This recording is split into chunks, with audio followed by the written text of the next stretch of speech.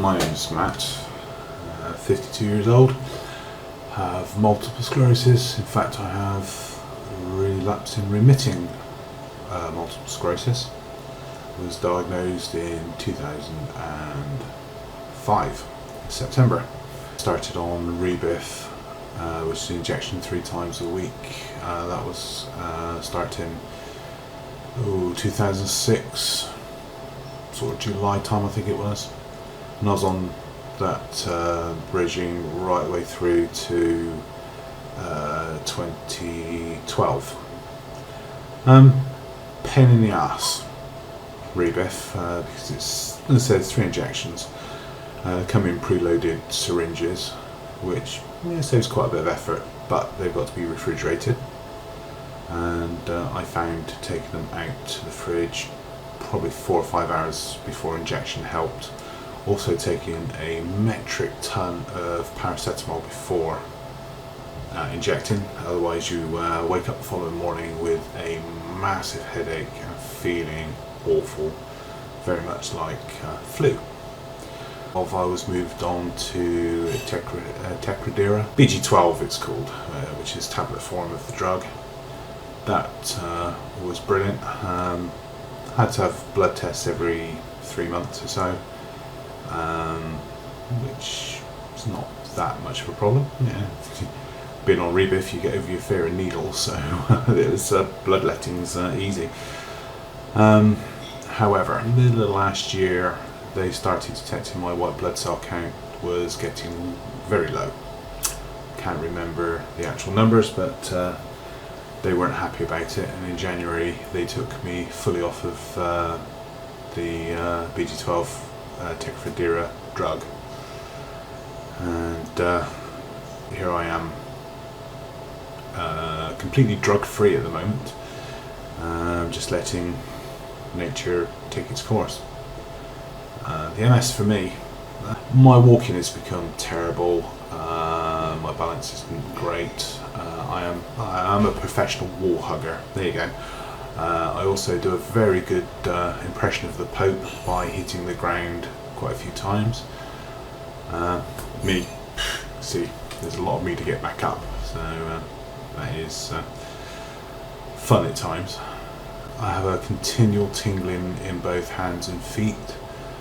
That feet feel like they're stood on hot sand, which is not the most comfortable of things in the world.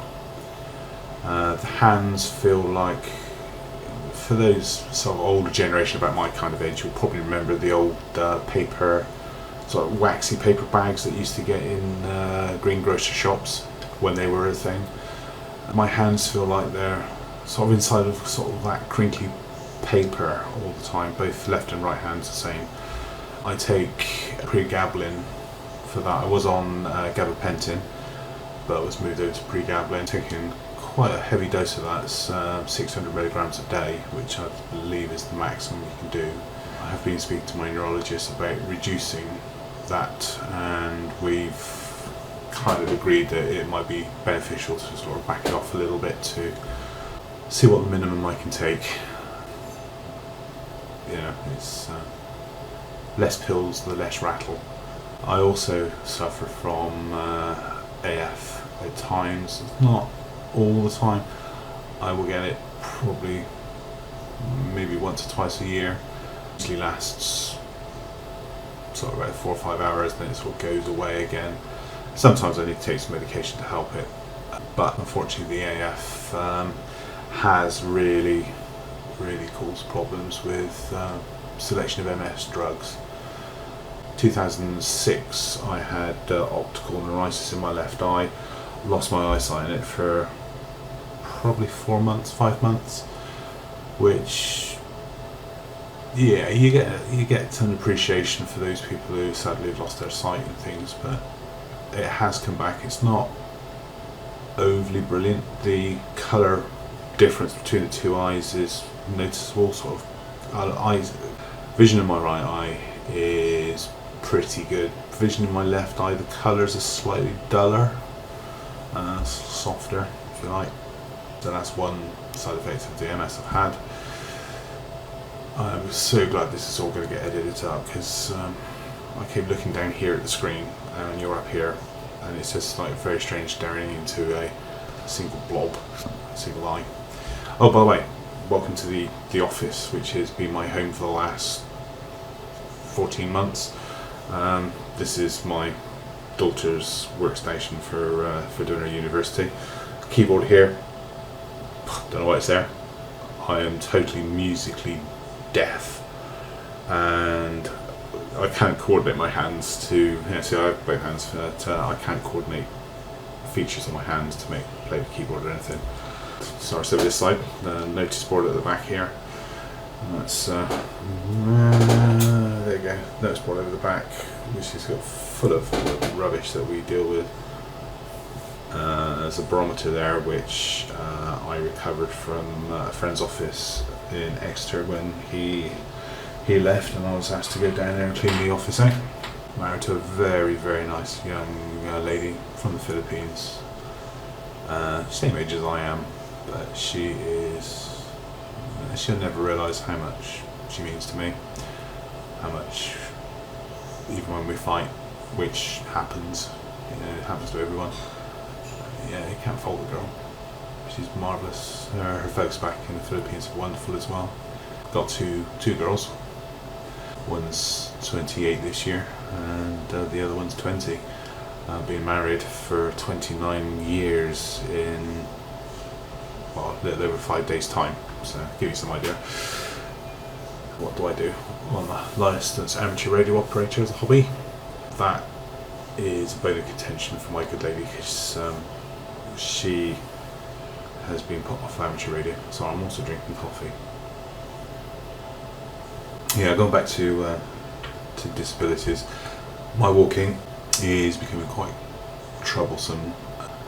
I kind of don't have that much strength in my lower back and thighs. I've tried going to the gym and things like that to still build up some strength. I will keep going to the gym, but it's not helping, I don't believe. I just think it's progression. I'm not as strong as I used to be. From the amateur radio side, I've got a thing called a pump up mast, which is made by Clark. I used to be able to lift it, carry it and assemble it myself. My God, 3 weeks ago I couldn't even lift it out of the garage, or rather drag it out of the garage. I just couldn't do it. That was a sort of killer. So that's one thing has really noticed differences in me, is the strength.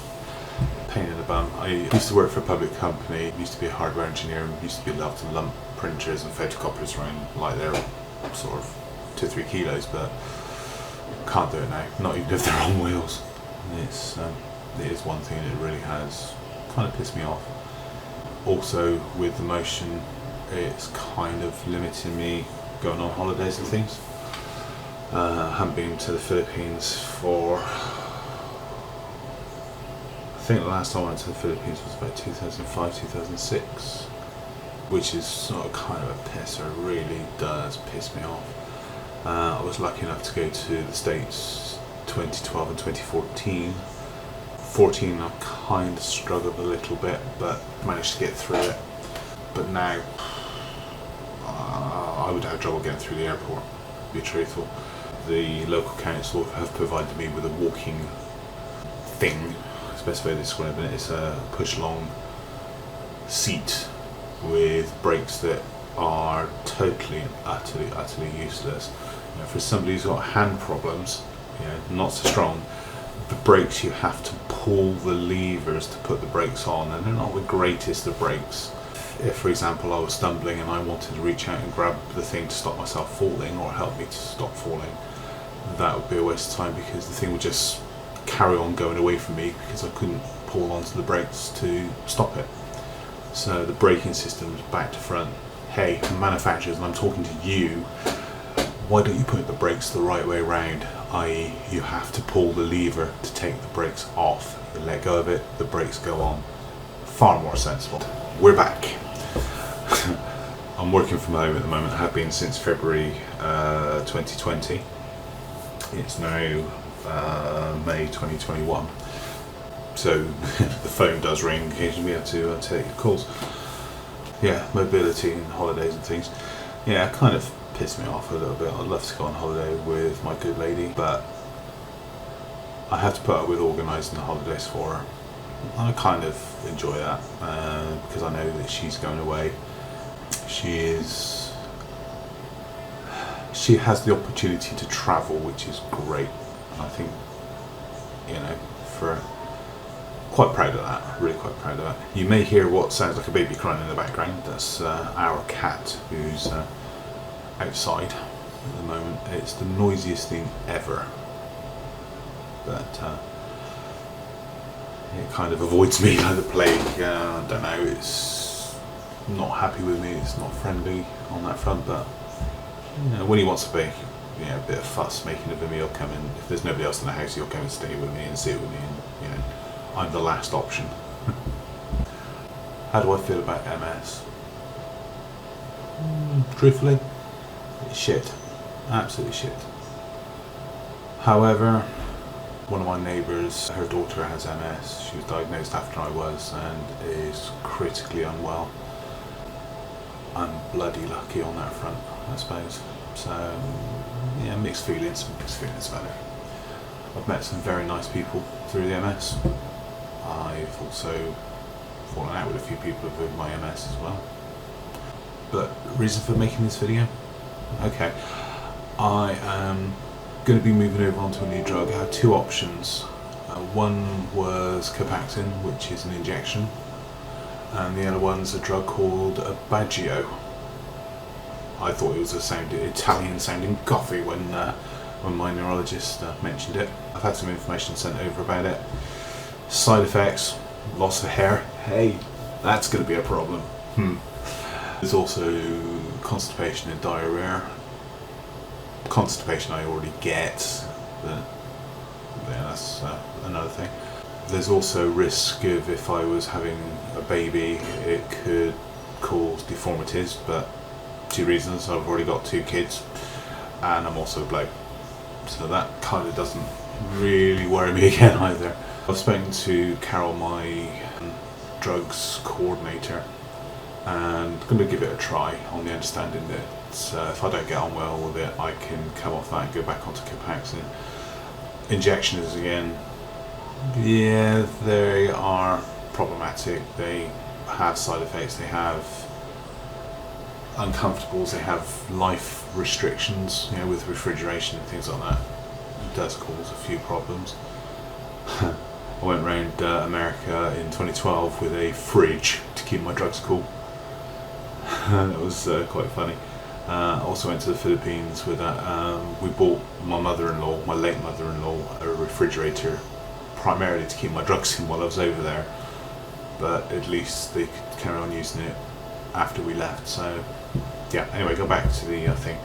So I'm going to be trying the Aubagio, see how I tolerate it, and I will try and sort of capture some information and keep you all up to date with it.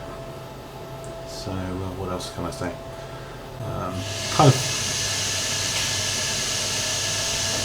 what do you do? Quick. She stopped vacuuming. Let's do some more recording. Now, what I'm intending on doing is kind of video diary kind of thing of how I get on with Aubagio the drug. See how we get on and see what it does, or what it makes my body do.